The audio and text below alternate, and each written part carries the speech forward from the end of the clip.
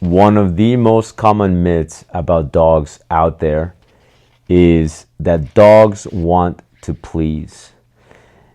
Now, you probably know better than that. You probably understand logically that that's not the case. You probably own a dog, or you've owned a dog in the past that made you realize that it, in fact, did not want to please. Or you might have actually owned a dog that acted as though it wanted to please, and so you believe that that's actually true, that dogs generally want to please. But let's look at the logic, let's look at the numbers here, okay?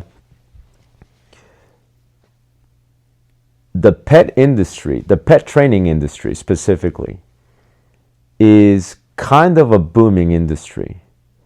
There are pet training products coming out every year, and their sales are growing. The pet training industry is growing.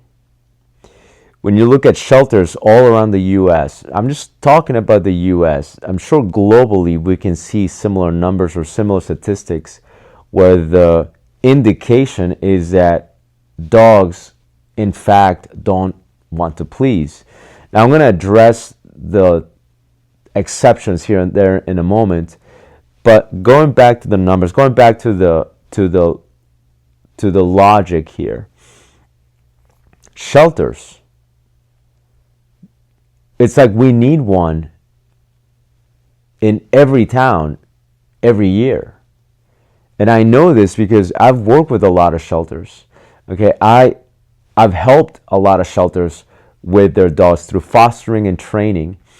And so I can see the challenges that these rescues, these shelters are faced with. And that is that they run out of space very quickly, right? They don't have enough volunteers to keep up with the demand of these dogs that are constantly being abandoned. They're being dumped on rural roads.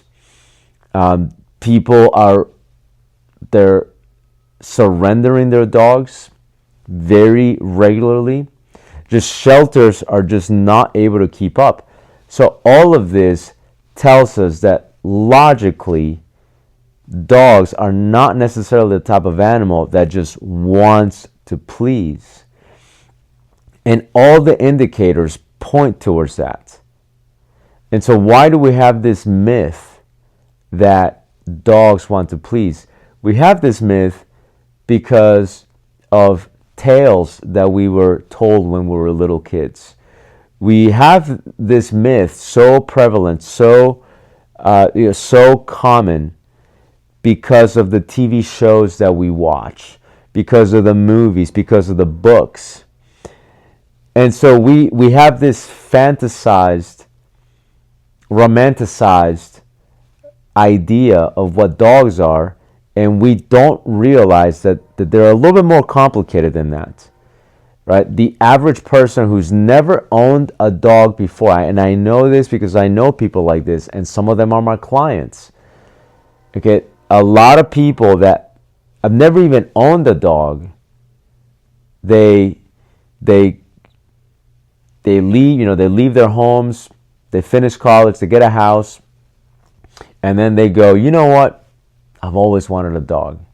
And they will get a dog, and a lot of times they'll get a breed that looks like it would be a nice dog, right? Or they get an exotic breed, not realizing that certain breeds have certain requirements that if they don't have those requirements, a little bit high maintenance, if they don't have those requirements met, they are a nightmare, right? For instance, a high drive border collie should not live in a city on the 7th floor, right? Where there's not a whole lot of space for it to run. We have scenarios like that all the time, but people don't know this, they don't look into it because we've all, as a society, have been conditioned to believe that dogs want to please. This is something a long time ago I used to even believe because that's what everybody would say, right? Dogs are men's best friend. we think about that and we don't think about what that actually means. What that actually means is historically, men and dogs have had a symbiotic relationship when it comes to working. Okay, there's been mutual benefits between the two species in a working environment, not with the busy business guy, not with the with the 9 to 5 family where the kids all go to school, and now you have the dog by itself for several hours in the house. This is not what is implied when we say men's best friend. We're talking about something more historical, more related to the long history that we've had with dogs and people in terms of the working roles that we have with each other, not in the terms of, oh, this dog just wants to spend his whole day with me by my side, doesn't want to do anything, doesn't want to chase anything, just really wants to please. We know that that's not the case. You probably know that that's not the case. But why do we believe this? Is because we've been fed this myth our entire lives. Now, I'm going to go over the exceptions. Some of the exceptions are, you might have in fact owned a dog in the past that loved you, right? That just wanted to spend every hour with you, just did not want to leave your side. Wherever you went, it went. Or a dog that needed no training and the dog just did everything the way you wanted it to do. There are cases where that does happen. These are not the rules. These are the exceptions. And so every once in a while you have people that do have those wonderful experiences. Or a lot of times it's people that had these types of dogs and they only remember the good memories, right? They don't remember the times where the dog would piss on the couch. They don't remember the times where the dog would growl at them every once in a while. They don't remember the times where the dog would take off and not come back.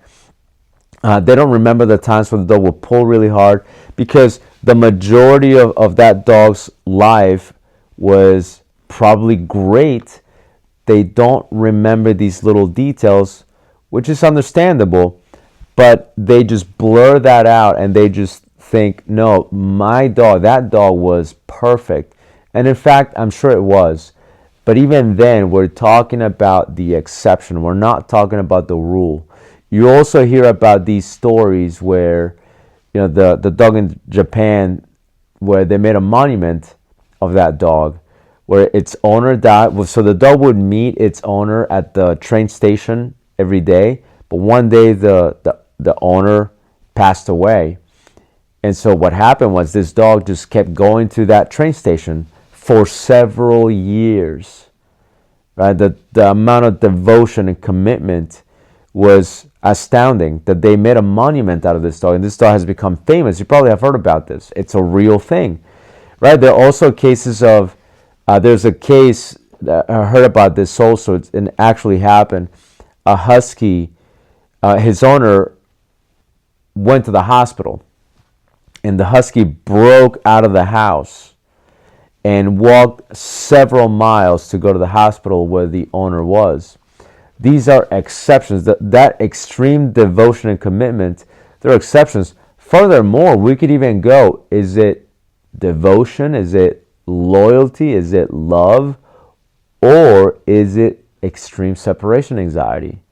Right? Are we dealing with something much more fundamentally based in reality as to why a dog does what it does? Look, if I put a dog that has some separation anxiety in a crate and I go to the other room, that dog is going to want to break out of that crate to be close to me, right? Is that an enormous amount of devotion, or is it just separation anxiety, right? There are cases like that. I mean, I've known people that their dogs have broken out of the house through a window just to get to them in the backyard. Would you say that's extreme devotion? No, that is extreme separation anxiety. And so even in these instances where we go, no, no, no, it's devotion. Okay, let's just say that that's what it was. We are again talking about the exception, not the rule. So it is important to understand these myths. This is one of the myths that I wrote about in this book, Common Myths About Dogs Debunked. Right, you can find it on Amazon. I also have the audio version of this on YouTube. So if you go to YouTube, Doctoring is My Passion, look for the Common Myths About Dogs Debunked, and it has all the myths, or the majority of the myths that I went over. Okay, so if you like this video, hit the like button, subscribe to the channel, and send it to somebody else that you think might find it helpful.